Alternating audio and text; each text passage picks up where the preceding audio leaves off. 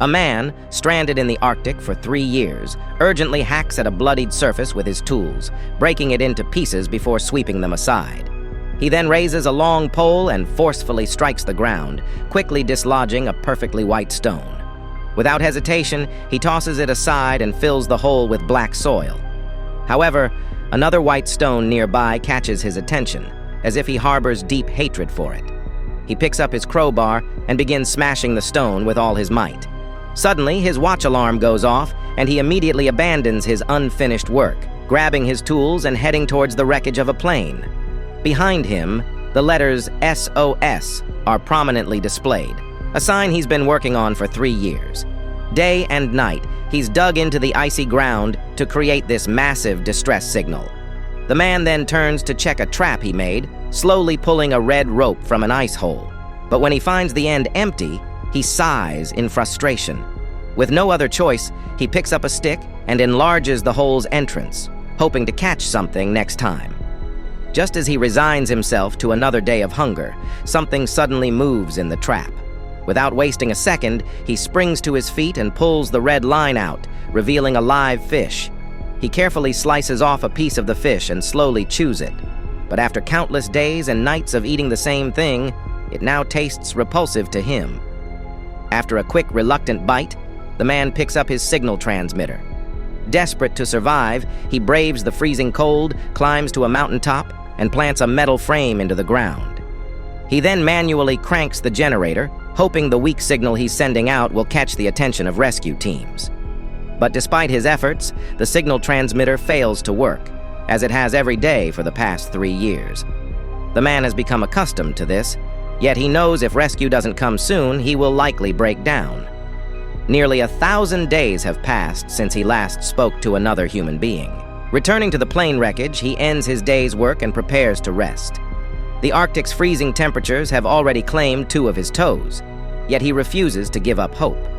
The next day, he resumes his monotonous tasks, his spirit unbroken by the dull routine. Perhaps fortune finally smiles on him, as by evening, just as he's about to pack up, his weak signal gets a response. The man freezes in disbelief, fearing it's a hallucination. He scans his surroundings and sees no change, so he quickly cranks the generator again. When the green light on the machine lights up, he realizes it's real. In the next moment, he spots a helicopter flying towards him. Excited, he retrieves a signal flare he's kept for 3 years, yanks off the cover, and ignites the fuse.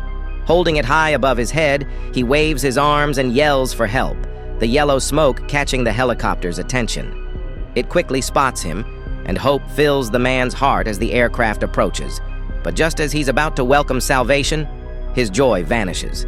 The helicopter begins to lose control in the blizzard, shaking violently. The man drops to the ground to avoid being blown away by the strong winds. When he lifts his head again, he sees the helicopter flying away, getting smaller and smaller. Desperate, he chases after it, but moments later he watches in horror as it crashes. His eyes fill with despair as the hope he clung to is shattered in mere seconds. Quickly gathering himself, he rushes to the crash site. When he arrives, he finds the helicopter in pieces. Forcing open the door, he sees the male pilot is dead, but the female co-pilot is still alive, though gravely injured. In a race against time, he locates the helicopter's first aid kit and tears it open. He presses down on her abdominal wound, which is bleeding profusely, and uses a disposable stapler to stitch her torn skin. Given the limited resources, he does what he can to treat her injuries. As the blizzard outside intensifies, the man knows returning to the plane wreckage is out of the question. So, he makes a fire and uses the time to rest, exhausted by the roller coaster of emotions he's just endured. When the storm finally passes, he tears off the helicopter's door, placing it on the ground to drag the injured woman back to the wreckage. He feels immense gratitude for this gift from fate, as he hasn't seen any other living being during his 3 years in the Arctic. The man is confident that if the helicopter doesn't return, a rescue team will be sent to search for it. But his relief is short-lived. With another mouth to feed, his food supplies dwindle rapidly. Worst of all, after days of waiting, there's still no sign of rescue. The man's hope fades with each passing day. Realizing that waiting any longer means certain death, he makes a bold decision. He maps out a route and packs the remaining supplies.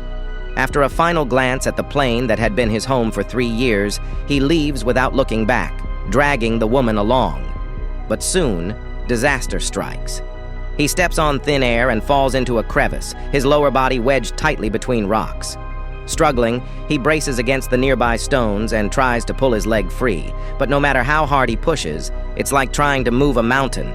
Exhausted and in pain, he realizes he needs a different approach. Looking up, he sees the top of the crevice is far out of reach. Panic sets in. He grips a large stone and attempts to pull his leg out with all his strength, despite the intense pain. He knows that if he's trapped here, death is inevitable. He pushes himself harder, despite the excruciating pain, determined to escape. Finally, with a final surge of effort, his leg slips free from the crevice. He crawls out of the hole, but the danger isn't over. He looks at his leg and sees a massive wound. The pain, though severe, keeps him conscious. He grabs some snow, packs it onto the wound, and winces at the burning sensation. After a quick bandage, he uses a makeshift crutch and begins dragging himself and the woman in search of a way out. Time passes, and his strength gradually fades.